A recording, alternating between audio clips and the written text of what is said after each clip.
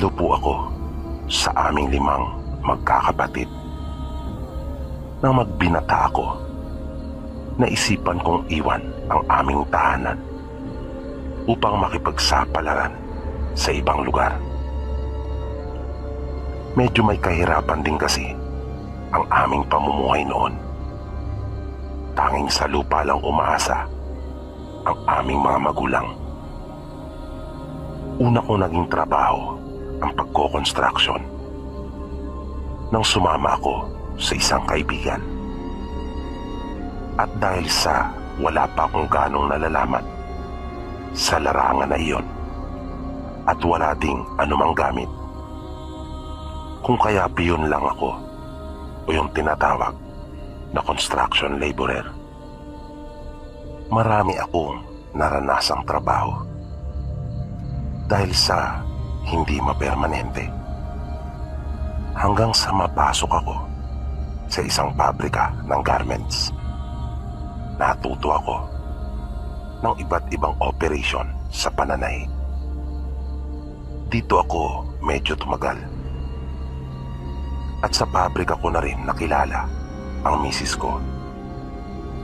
Nang magkaipon, ay nagpasya akong bumili ng pampasadang tricycle at iniwan na ang pabrika.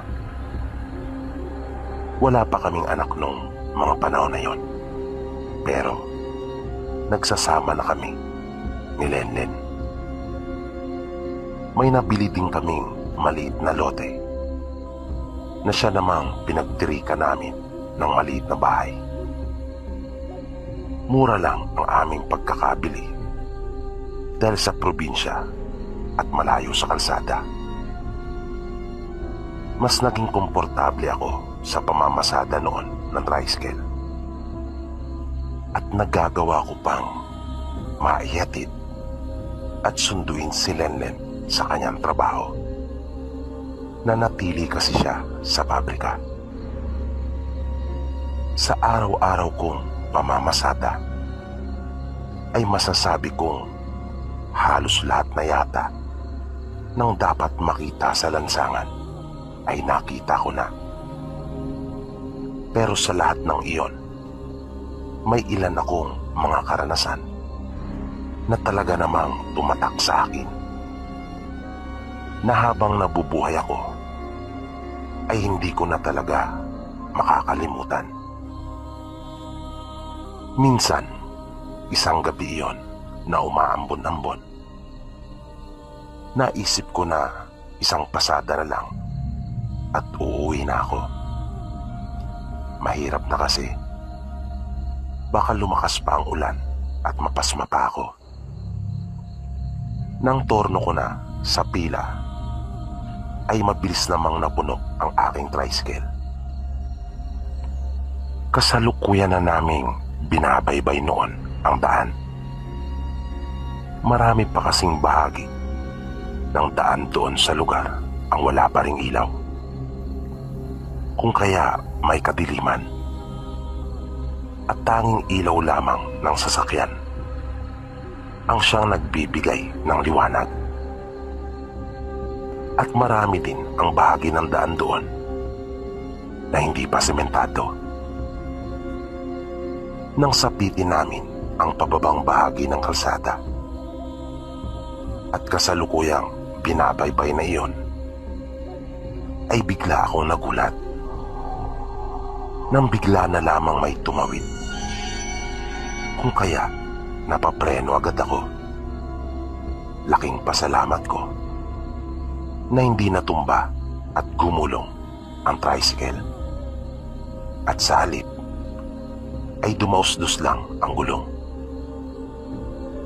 Narinig ko kaagad ang malakas na pagrereklamo ng mga pasahero sa loob, at sinabihan akong magdahan-dahan lang.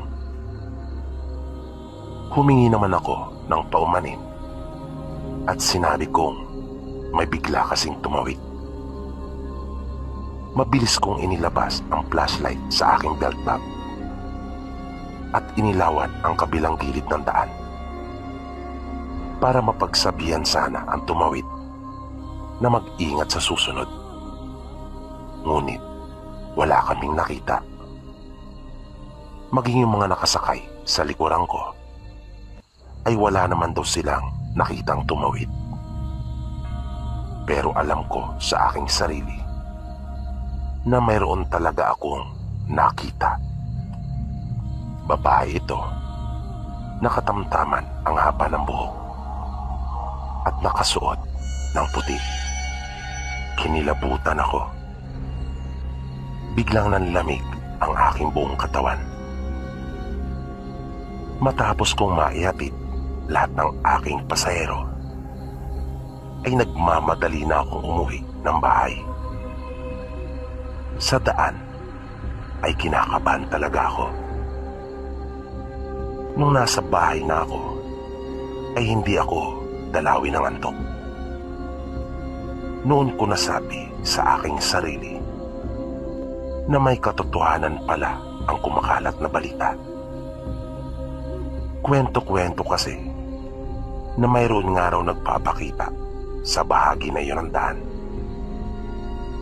Sa magkabila kasi ng daan ay may puno ng kawayan na magkatapat. At pinaniniwalaang doon umano lumalabas yung nagpapakitang babae. At yung lugar na iyon ay marami na ang naaksidente.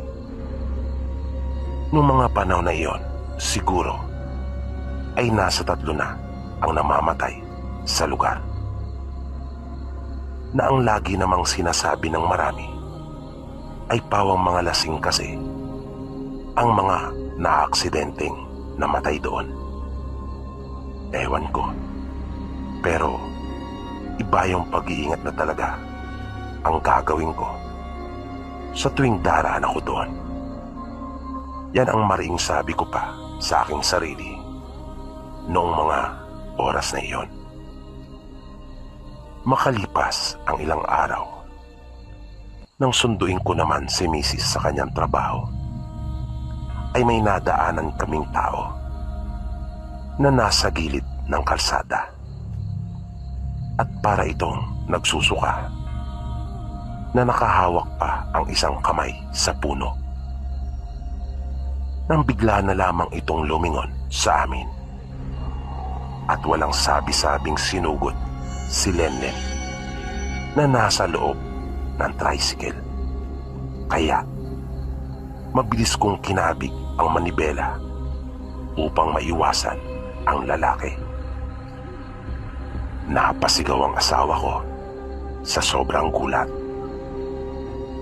Nang makalayo kami ay sinilip ko siya at nakita kong maluwa-luwa siya at namumula sa takot. Nakita ko ang nakakasindak na itsura noon. Di ko talaga maipaliwanag ang nararamdaman ko at hindi rin ako makapaniwala na umiiral pala talaga ang mga ganon. Hawak-hawak ni Lenlen ang kanyang dibdib. Kitang-kita ko ang matinding kaba sa mukha ng aking asawa. Napakabalasik ng mukha ng lalaki at yung mata niya ay kakaiba. Pero iba-iba ang aming mga naging basa sa nangyari. Naisip namin na baka may diferensya ang lalaki sa kanyang pag-iisip. Naisip din namin na baka lasing nga lang talaga at nagmamaoy. Naisip din namin na baka nakadroga. Ngunit mayroon din talaga sa bahagi ng aking isipan na baka aswang iyon dahil na rin sa kanyang itsura. Noong buntis naman si Lenlen, ay nakasanayan na namin na magsimba tuwing araw ng linggo. Minsan, paggaling namin sa simbahan, habang binabaybay ang daan pa uwi sa amin, ay mayroong pumara na isang matandang babae. Hinintuan ko ito sandali at sinabi kong hindi ako bumabiyahe. Pero tinanong naman ito ni Lenlen kung saan ba ang kanyang punta. Sinabi ng matanda na pauwi na siya at sa unahan lang pala ang bahay nito. Kaya nagmagandang loob na ang asawa ko at sinabihan ako na amin ang isabay. Nang umaandar na uli kami, ay naririnig kong nag-uusap sila at panay ang puri nito kay Lenlen at puro tungkol sa pagbubuntis ang kanilang pinag-uusapan. Natuwa naman ako dahil sa unang anak namin niyon at naisip ko na maraming matututunan ang misis ko. Napagkasunduan namin ng mag-asawa na ihatid na muna ang matanda sa kanila at saka na lamang kami babalik pauwi sa amin. Napansin namin na mas liblib yung tinitirahan ng matanda. Mula sa kalsada ay tanaw sa bandang itaas ang bahay nito na nagsosolo katulad sa amin. Pero mas mapuno doon at masukal na talaga. Nalaman ni Lenlen na kasama daw nito ang nag-iisang anak sa bahay at byuda na rin daw ito. Panay ang pasalamat nito sa amin at sinabi pa na sana ay makadalaw daw siya sa aming bahay minsan, na aming itinuro sa kanya ang daan nang dumaan kami doon kanina. Kinagabihan, katatapos lang namin kumain noon nang makarinig kami ng mga asong nagkakahulan. Pero medyo malayo iyon. Hindi naman namin gaanong pinansin dahil sa inakala naming normal lamang iyon. Wala kaming kamalay-malay na iyon na pala ang hudyat ng isang malaking trahedya na naglagay sa aking mag-ina sa panganib. Kasalukuyan na akong nakahiga noon habang si Lenlen naman ay nakaupo sa aming higaan at naglilinis ng kanyang mukha. Nang bigla niya akong kinalabit at tinanong kung narinig ko ba raw iyon. Napabalikwas naman ako at napatingin sa kanya. Sinabi kong hindi at tinanong ko siya kung ano ang kanyang narinig. Sa halip na sagutin niya ako, ay sumenya siya na tumahimik kami at makiramdam. Kaya pinakinggan namin. Pero wala naman akong narinig na kakaiba.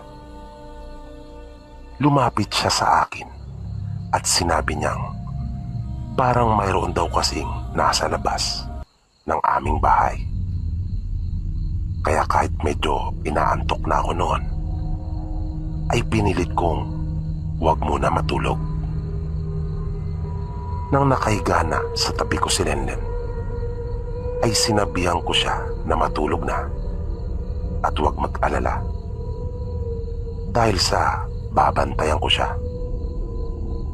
Hanggang sa di ko na namalayan na nakaidlip na rin pala ako at bigla na lamang akong nagulat nang makakita ako ng isang tao na nakapatong na sa aming bintana at takmang bababa na. Sa sobrang pagkagulat, ang unang naging reaksyon ko ay ang tumayo bigla habang napasigaw. At tinakbo ko ang tao na iyon sa bintana para itulak na palabas. Pero naging maagap iyon at tumalon na kaagad. Pagbagsak niya sa lupa ay agad siyang nanakbo at mabilis na naglaho sa mga halamanan. Mayroon din kasing mangilang-ngilang puno sa lugar. Idagdag pa na may kadiliman. Kung kaya hindi ko na iyon nakita. Pero ang paraan ng kanyang pagkilos ay hindi talaga normal. Nakayuko iyon na akala mo ay laging nakahandang sumugod.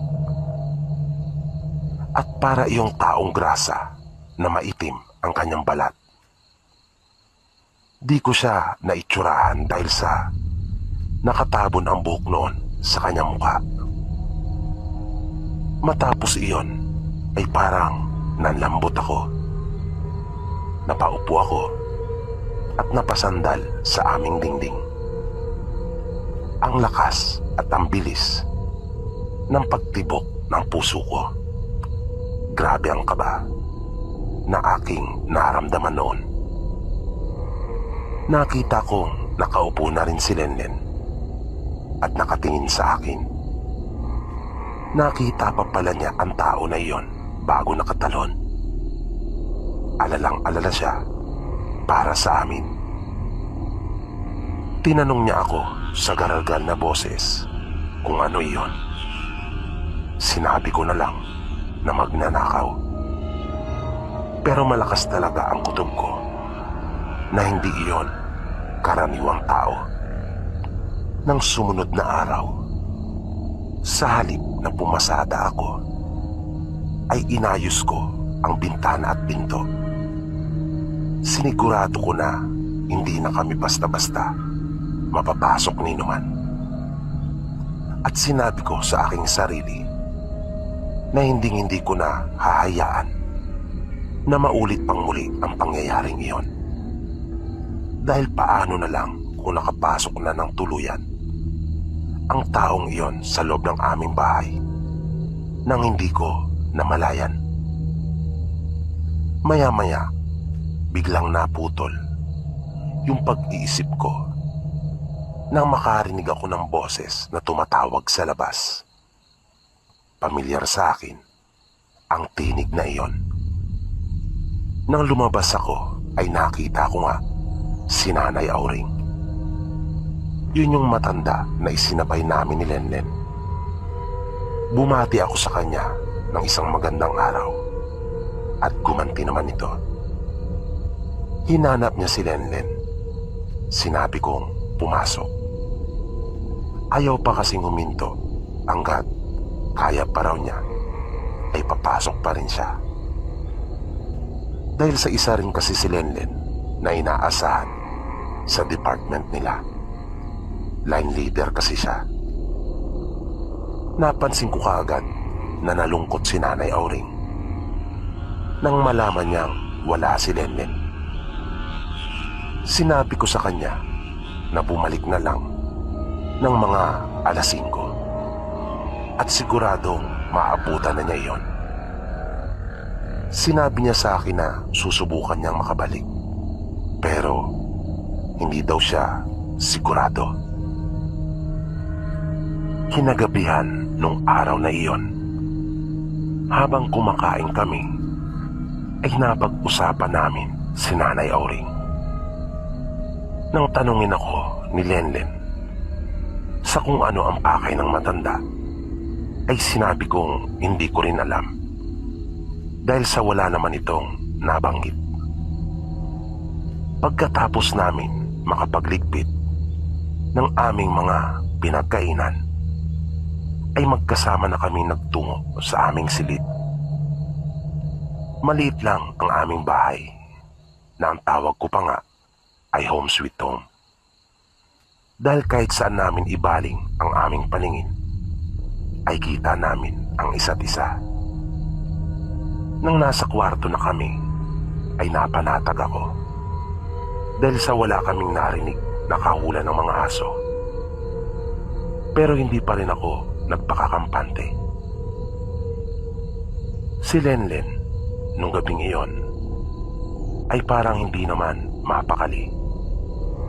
Init na init umano siya. At ang pakiramdam ay parang nasa pugon. Paglalarawan pa niya sa akin. Napaka malinsangan umano. Kaya bukod sa itinuto ko na sa kanya ang electric fan namin, ay pinaypayan ko pa siya. Ayokong buksan ang bintana bilang pag-iingat na rin. Nang mga pasado 11:00 na ng gabi, ay nakatulog na rin si Lenlen. Pero ako ay sinigap kong wag na muna matulog. Uminom pa ako ng kape para hindi ako antukin. Pinatay ko na rin ang ilaw at emergency light lang ang aking binuksan. Nang bigla na lamang akong nakarinig na parang may naglalakad sa labas ng bahay. Kaya napatingin ako sa bintana at nakita ko namang naisara ko iyon ng mabuti. Bumangon din akong sandali upang silipin ang pintuan at nakita kong nakasara rin naman iyon ng mabuti.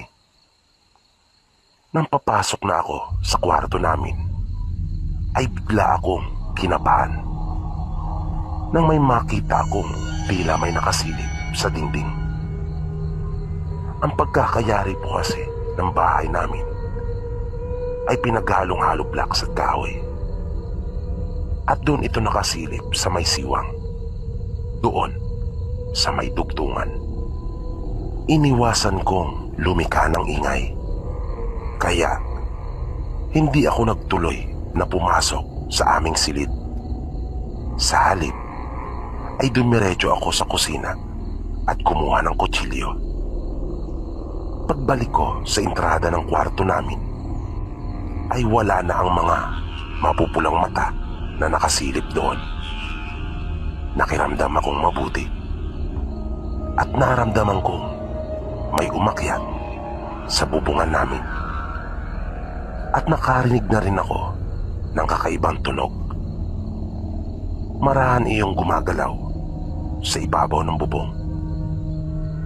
Maya-maya pa ay naramdaman kong parang pinipilit na niyang tuklapin yung liso na siyang takip sa dugtungan ng yero. Pero maingat niyang ginagawa iyon. Dahan-dahan. Napaisip ako kung ano ang binabalak noon. Grabe na ang kaba na aking nararamdaman. Wala pa namang kisame ang aming bahay. Wala talaga akong ideya sa kung ano ang gustong gawin nung nasa bubong. Pero gusto kong dalain iyon at ilalabang ko talaga ng patayan ang aking mag-ina. Naisip ko na gusto ko nang wakasan ang panggagambala noon. Kaya sa halip na sigawan ko iyon para bulabugin o ipaalam na may gising para umalis iyon, ay nanatili lang akong tahimik at nakatayo sa isang gilid. Habang nag-iisip ako sa aking mga gagawin, ay bigla na lamang ako nakakita ng parang pisik na bumababa galing sa itaas.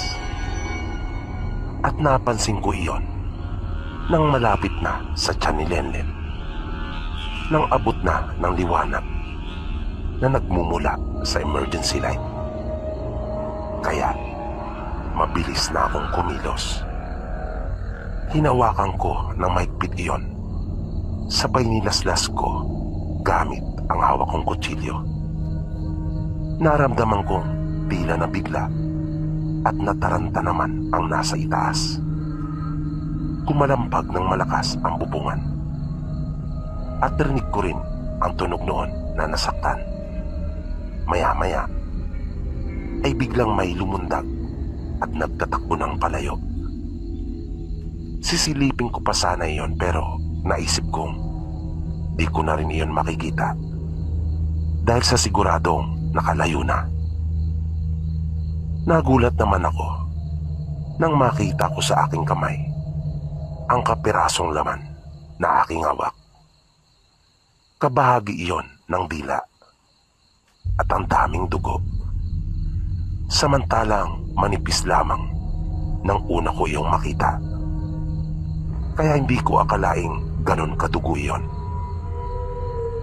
Nakita kong bahagyang nagmulat ng mata si Lenlen at nagtanong kung ano ang kumalampag na iyon sa bubungan. Sinabi kong siguro ay pusa lang at natulog na uli ito.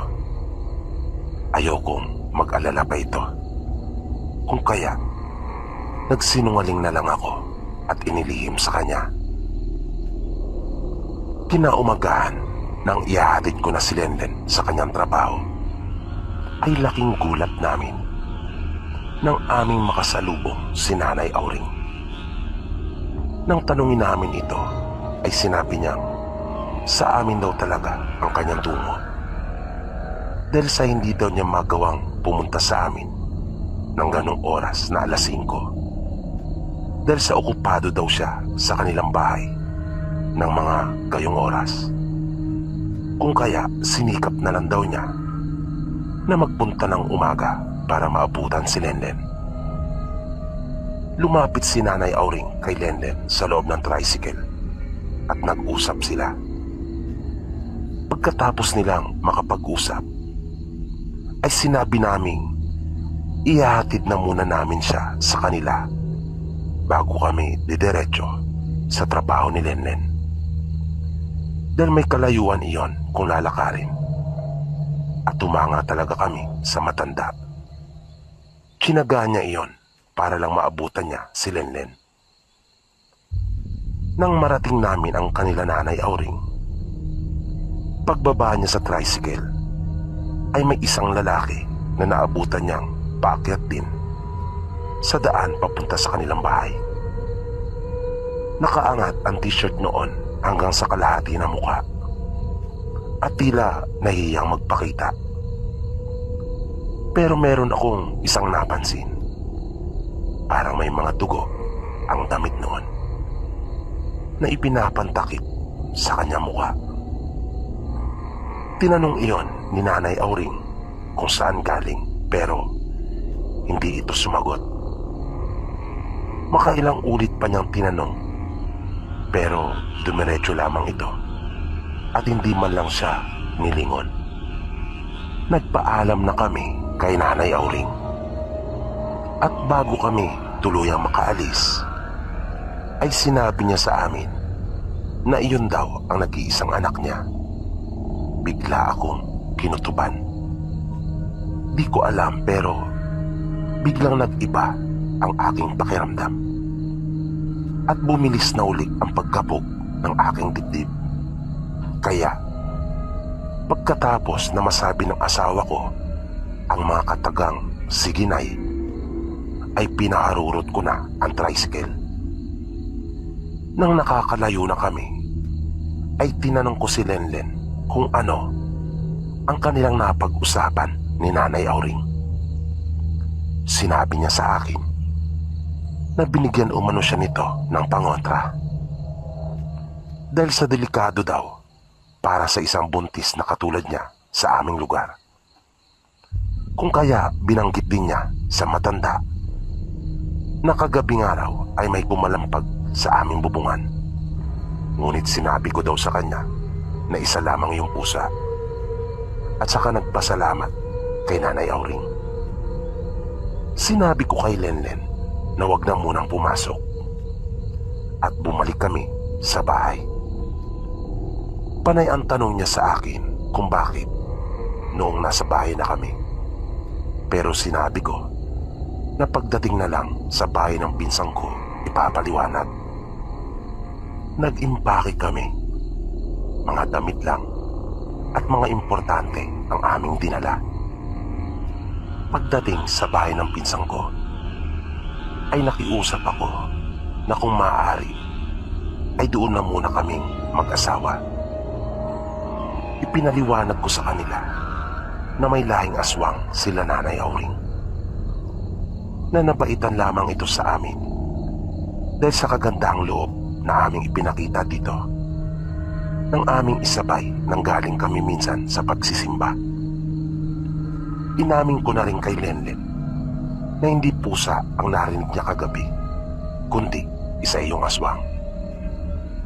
At mabilis kong kinuha yung bote kung saan ko inilagay yung bahagi ng dila na naputol ko mula sa aswang.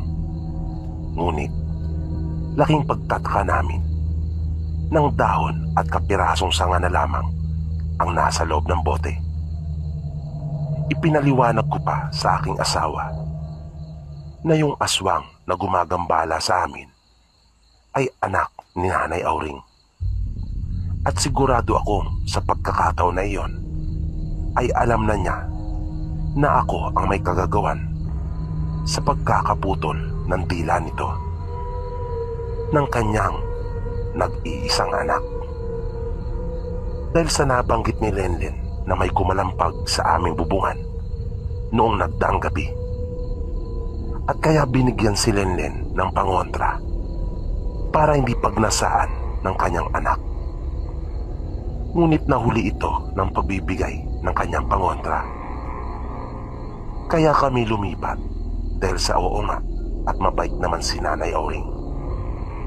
Pero dahil sa naniniwala ako na mas matimbang pa rin ang dugo, kung kaya ayaw kong magbigay ng tiwala, naisip kong mas mabuti ng habang maaga ay makaiwas na sa anumang masamang pwedeng mangyari. Nakiusap ako sa aking pinsan na unti-unting kunin ang aming mga gamit doon sa bahay at naghanap na kami ng malilipatan. At yung lalaki na nakasabay ni Nanay Auring nang papunta na siya sa kanilang bahay ay nakakahawig din nung lalaki na sumugod kay Lenlen sa tricycle. Naipagtagpi-tagpi ko na ang lahat ng mga pangyayari, kung kaya tama lang ang aking naging desisyon na umiwas at lumayo na. Minsan po, nang namamasada naman ako, ay napadaan ako uli doon sa kalsada kung saan may nagpakita sa aking babae nang mayroong nagpahatid, kung kaya nag-iingat talaga ako. Kabuanan na noon ni Lenlen. Nang pauwi na ako sa amin, paglampas ko sa maiksing tulay ay may pumara sa aking babae. Naisip kong sayang rin yon at talagang naghahabol kasi ako ng kita, kung kaya pinarahan ko. Pagsakay niya sa tricycle, nang tatanungin ko na ito kung saan magpapatid, ay para akong binuhusan ng isang balding malamig na tubig nang wala akong nakita sa loob ng aking tricycle. Samantalang kitang-kita ko na yumuko pa ito nang sumakay.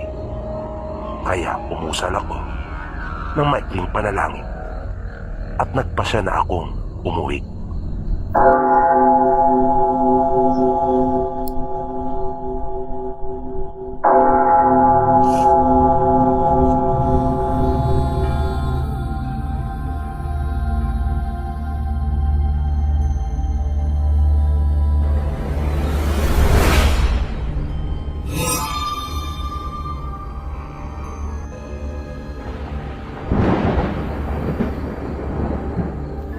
Ang ibabahagi kong kwento ay naganap noong ako ay kasalukuyang nagbubuntis sa panganay naming anak. Bago pa lang kaming nagsasama ni Rod noong mga panahon na iyon.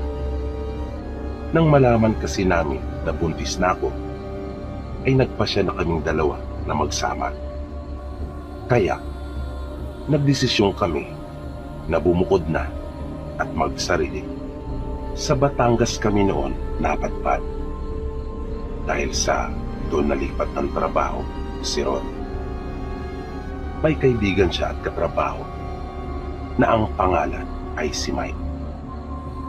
Ang mga magulang nito ay tagapagbantay ng lupa. Tahimik lang na tao ang asawa kong si Rod, pero mabait ito at mahusay makisama. Kaya pinatira kami doon sa lupa na binabantayan ng mga magulang ni Mike. Nagtatrabaho ako noon bilang sales lady sa isang sikat na mall. Pero pinahinto na muna ako ni Rod nang malamang buntis ako. May lahi kasi kami na masiselan magbuntis. Yung dalawang ate ko ay parehong 2 beses muna nakunan bago nagkaroon ng mga anak. Hindi ko naman na kinontra pa ang desisyon ng aking asawa.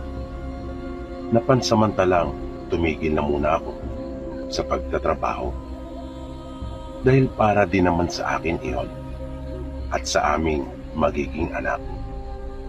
At isa pa, ayokong masisi pag nagkaroon ng aberya ang pagdadalang tao ko. Halos mahigit 1 linggo din kaming nakituloy kanila Mike habang ginagawa pa ang bahay namin. Mabait naman ang mga magulang ng kaibigan ni Rod. Medyo nahihiya na nga ako at hindi talaga ako sanay na makitira sa ibang tao. Ayoko kasi talaga na walang privacy. Kaya sinabi ko sa aking asawa na kung maaari ay magpaalam na muna siya sa kanyang trabaho para umabsent na muna upang mabilis na matapos yung bahay namin. Kasi tuwing pagkagaling lang niya sa trabaho siya nakakagawa. Bagaman tinutulungan naman siya nila Mike at ng tatay nito. Nang matapos yung kubo namin ay medyo nakahinga na ako ng maluwag. Ako kasi yung tipo ng tao na mahilig mapag-isa. At nagustuhan ko talaga yung lugar dahil tahimik. 2 bahay lang kami na naroon sa lupa. May kalawakan kasi iyon. Nasa kabilang dulo kami ng lupa na kanilang binabantayan. Pero tanaw pa rin naman yung bahay nila Mike doon sa amin. Nung unang gabi namin sa aming kubo, ay may naramdaman akong parang may dumaraan sa gilid ng bahay namin. Kasalukuyan na noong nakahiga si Rod dahil sa pagod ito. Nang maramdaman kong tila lumampas na ang dumaan, ay sumilip ako sa bintana upang tingnan kung sino ang mga iyon. Pero sa aking pagkasurpresa ay wala akong nakita. Kaya nagtaka ako dahil dapat ay makikita ko pa kahit ang likod man lang nila. Dahil sa maliwanag naman ang buwan at rinig na rinig ko na mayroon talagang mga naglalakad. Medyo kinilabutan ako nung mga oras na iyon. Kinabahan ako. Walang-wala sa isip ko na iyon na pala ang pasimula ng mga kababalaghang mangyayari sa aming buhay. Nang sumunod na araw, ay maagang pumasok si Rod. Kasalukuyan ako noong nakaupo sa labas ng aming bahay at nagbabasa ng pocketbook. Nang biglang naagaw ang atensyon ko nang may biglang bumati sa akin. Nang iangat ko ang aking ulo, ay nakita ko ang isang babae na mga nasa 40 mahigit ang kanyang edad at may mahaba itong buhok. Tinanong ko siya kung ano ang kanyang pakay. Wala naman daw at napadaan lang. Nagtanong pa ito kung sino ang aking kasama. Magalang ko naman siyang sinagot at nagpatuloy na ito sa paglakad. Nang mga mag-aalauna na, habang nakahiga ako sa aming kwarto at nagpapahinga, ay nakarinig ako ng tunog ng isang baboy. Di ko naman pinansin iyon dahil naisip kong marahil ay naligaw lamang ang hayop. Nang nakakaidlip na ako, ay bigla na lang akong nagulat nang kumalabog ang dingding ng aming bahay. Kung kaya, napatayo ako upang silipin iyon. At nakita ko yung itim na baboy na tumatakbong papalayo. Medyo nakaramdam ako ng pagkainis sa baboy na iyon dahil sa naalimpungatan ako at nasira ang aking pamamahinga. Kinagabihan, nung mismong araw din na iyon, kasalukuyan na kaming kumakain na mag-asawa. Nang maramdaman naming may mga nag-uusap at naglalakad na naman sa gilid ng bahay namin.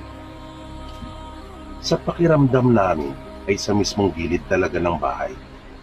Kung kaya, napatayo kami upang alamin kung sino ang mga iyon. At bakit sa mismong gilid ng bahay namin sila dumaraan. Gayong malawak naman ang pwede nilang malakaran. Ngunit paglabas namin ng mag-asawa sa pinto, ay wala kaming nakita. Na dapat sana ay saktong makikita namin sila at makakaharap. Dahil lumabas na kami mismo sa pinto at hindi basta sumilip lang sa bintana. Ngunit, ni isang tao sa labas ay wala kaming nakita. Takang-taka talaga kami na mag-asawa. Nanlamig ang aking pakiramdam. Mabilis na kaming pumasok sa loob ng bahay at isinara ang pinto. Ngunit mas nakakagimbal ang sumunod na nangyari. Papalapit pa lang kami sa lamesa ay napansin ko na kaagad ang isang platito ng pagkain na naroon. Na pareho naman naming alam ng asawa ko na wala iyon doon kanina. At isa lang naman ang ulam namin na nasa mangkok. Hindi namin maintindihan ni Rob kung anong putahe iyon. At lalo kami nagulumihanan kung papaanong nakarating iyon sa aming hapagkainan. At sino ang naglagay noon doon. Pareho na lang kami napahawak sa aming mga noo at nagkatinginan.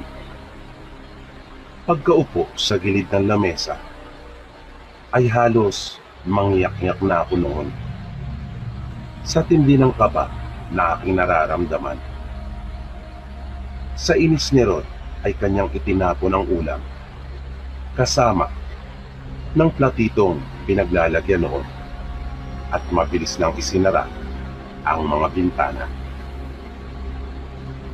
Kinabukasan ay dumaan uli ang babae sa amin. At tulad nung nauna ay nagtanong ito kung sino ang aking kasama sa bahay. Sinabi kong ako lang dahil pumasok ang aking asawa. Dumiretso lang naman uli ito. At nung mga bandang alauna ay narinig ko na naman ang baboy. Kaya, sa halip na mahiga, ay kinuha ko ang walis tingting.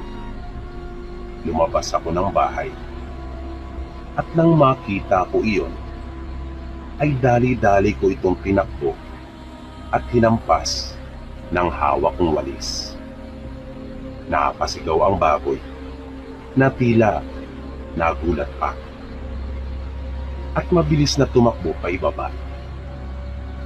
Medyo nasa mataas kasi na bahagi ang pinagtayuan ng aming bahay.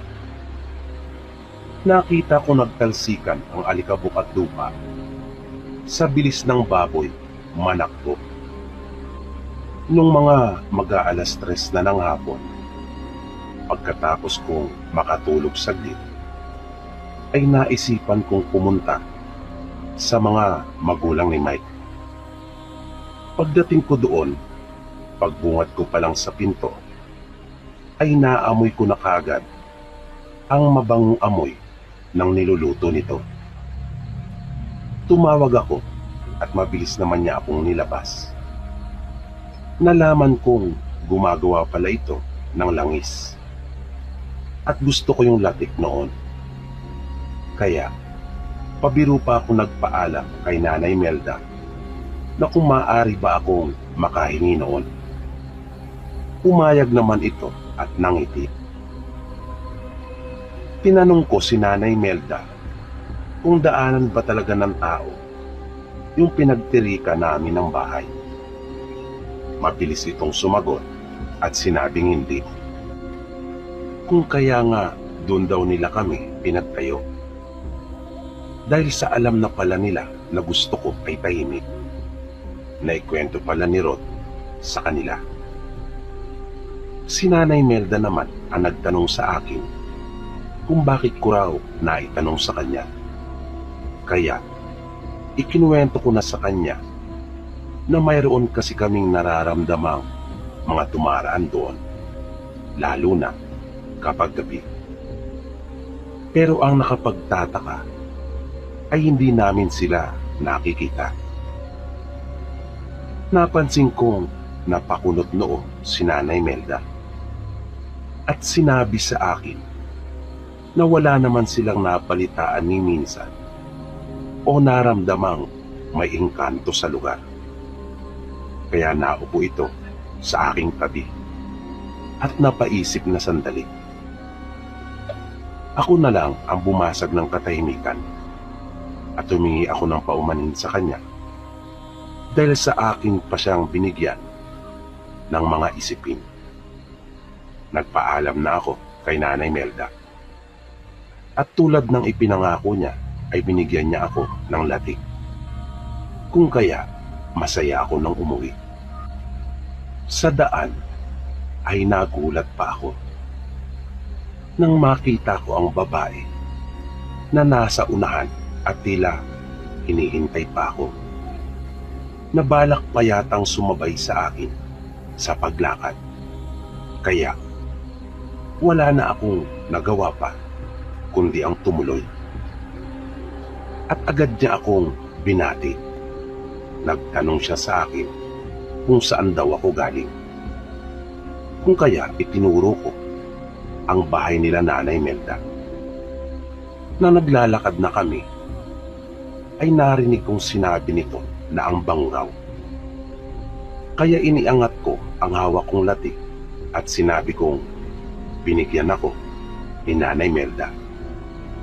Pero napansin kong sa tiyan ko siya nakatingin. Medyo nawirduhan ako sa babae. Dahil parang sabik na sabik ito na kahit naglalakad kami ay parang hindi siya mapakali. Na kung ilalarawan ko pa ay parang nakakita ito ng isang bagay na gustong gusto niya pero hindi niya makuha. Ganon ang mga kilos na nakikita ko sa kanya. Nang nasa tapat na ako ng aming bahay ay parang gusto pa nitong makipagkwentuhan at makasama pa ako ng matagal. At para naghihintay pa ito na anyayahan ko siyang pumasok sa amin. Pero dahil nga sa nawiwirduhan ako sa kanya, ay sinabi kong marami pa akong gagawin. Dahil darating na ang aking asawa. At nagpaalam na ako sa kanya. Napansin kong biglang napawi ang saya sa mukha nito. Naging makulimlim iyon at nakita ko pang bagya itong yumuko at tiningnan ako ng masama.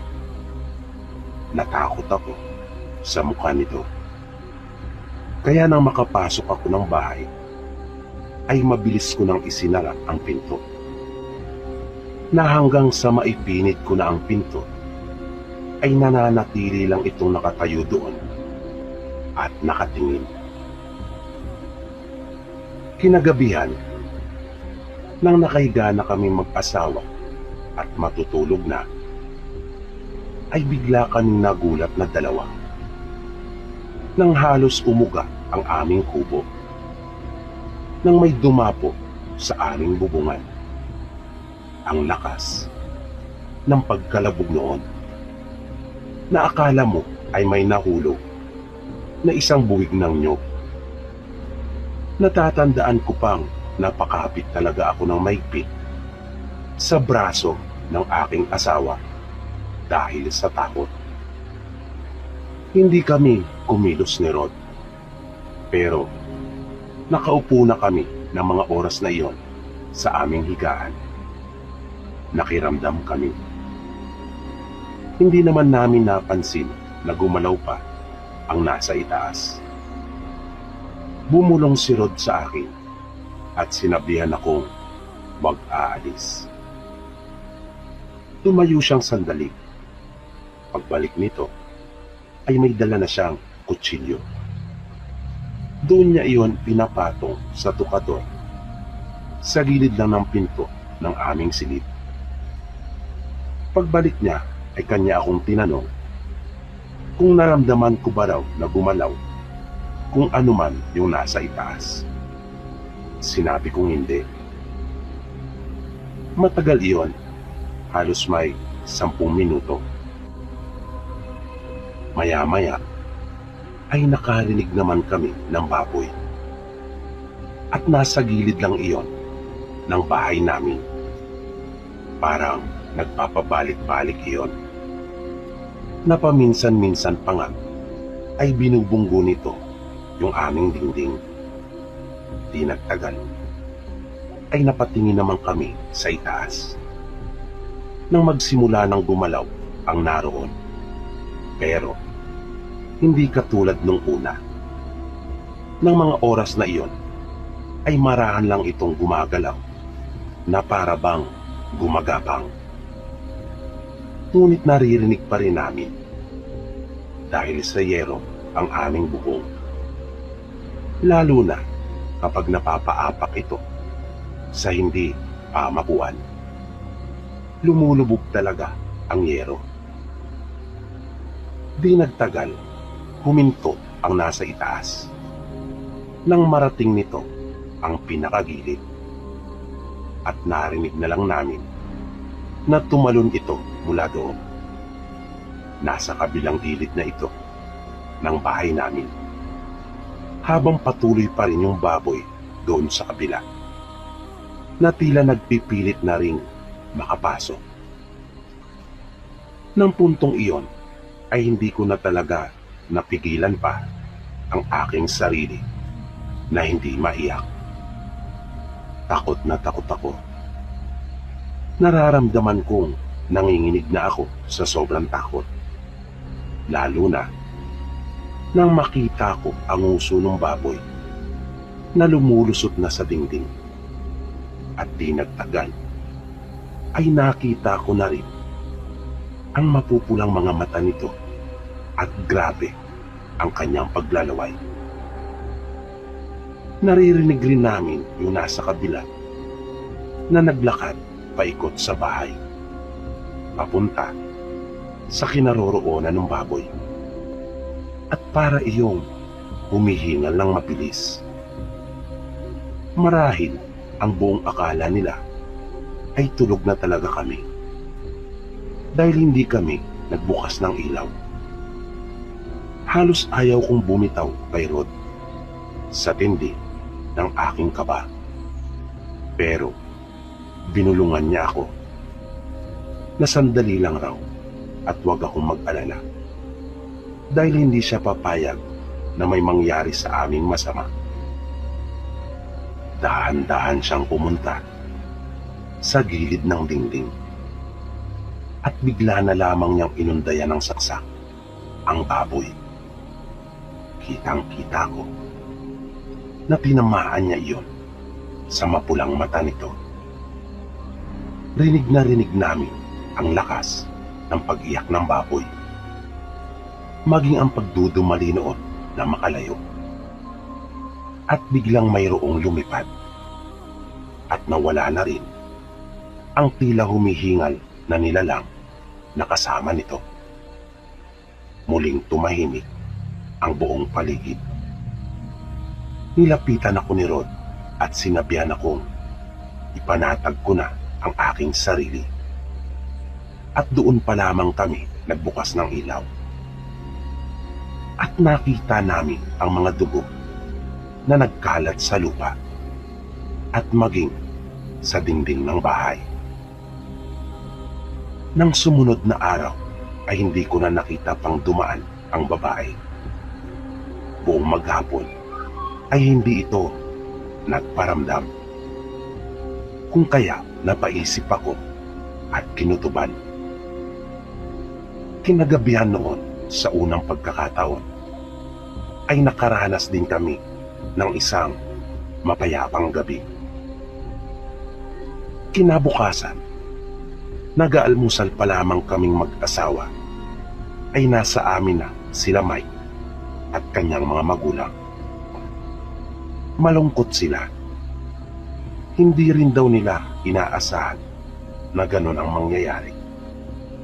Ni sa hinuhang araw ay walang-wala talaga. Maging si Mike ay panay ang hingi sa aming mag-asawa ng paumanhin. Sinabi kasi nila sa amin na kailangan na naming umalis dahil sa gagamitin na umano ng may-ari ang lupa. Ganun na lang rin ang pagkabigla namin at pagtataka, pero wala rin kaming magagawa. Di pa nga kami kaagad nakapagsalita na mag-asawa dahil sa nagulat talaga kami. Medyo sumama din talaga ang loob namin dahil sa ginastusan din naman namin ang pagpapagawa noon. At ilang araw pa lang kami nakatira doon. Pero wala naman kaming pwedeng sisihin. Kaya pagkaalis nila Mike ay nag-umpisa na kami mag-impake na mag-asawa. Nang patapos na kami ay nakita namin bumalik si Mike at nagpresenta na tulungan kami sa pagbubuhat ng mga gamit. Nang magtanong si Mike kung ano ang plano namin, ay sinabi ni Rod na may nakita siyang paupahan malapit sa may palengke. Nang nasa kalsada na kami, ay sumakay kami ng tricycle papunta ng palengke. Buti na lang rin at hindi pa kami nakakabili ng maraming gamit. Pagdating namin doon sa sinasabi ni Rod na paupahan, ay salamat na lang rin sa Diyos at naroon pa ito. Mabilis naman kaming nagkasundo ng may-ari ng paupahan. At dahil sa hindi pa kami nagtatanghalian, ay niyaya namin si Mike na kumain na muna. Pumasok kami sa palengke at humanap ng karinderya. May isang panig doon na magkabilaan ang kainang karinderya. Kung kaya, hindi naman kami nahirapan pang maghanap. Habang papunta kami doon, ay may napansin ako.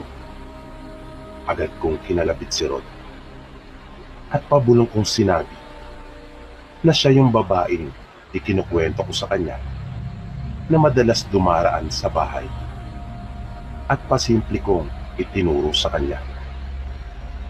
Medyo nawala yung paghihinala ko sa babae na siya yung aswang na gumagambala sa amin dahil sa wala naman itong tamak sa kanyang mata. Kaya kahit nawiwirduhan ako sa kanya, ay nilapitan ko ito na abalang-abala na nagsasalansan ng mga karne na kanilang paninda sa mesa.